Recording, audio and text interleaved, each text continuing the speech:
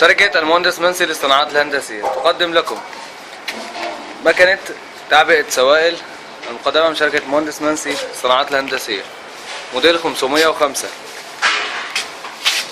دوس ستارت من هنا.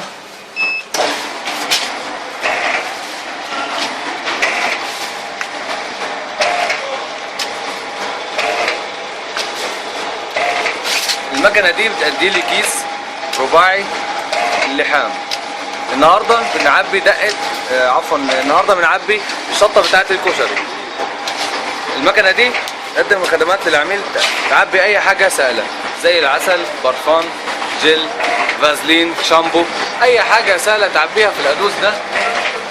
اهو النهارده بنعبي الشطه بتاعت الكشري، تعبي كمان الدقه بتاعت الكشري والشطه بتاعتها.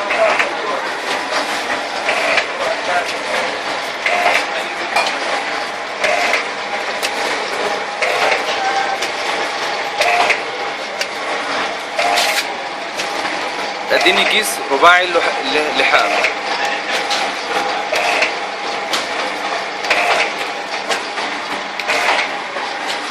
المقدمة لكم من شركة المهندس منسي للصناعات الهندسية. مكنة سهلة، مكنة بسيطة، سهلة التعامل، سهلة الأداء، سهلة الصيانة. مقدمة من شركة المهندس منسي للصناعات الهندسية. المكنة دلوقتي بتشتغل فيها أقل سرعة ليها هي 30 كيس في الدقيقة، دي أقل سرعة ليها.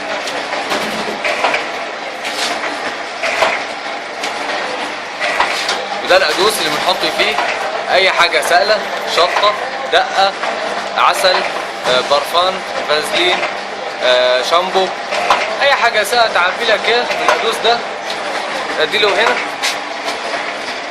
أديني كيس لحام رباعي.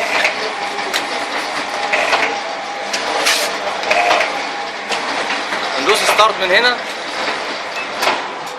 مقدمة لكم من شركة المهندس منسي للصناعات الهندسية. M2 باك. شكرا.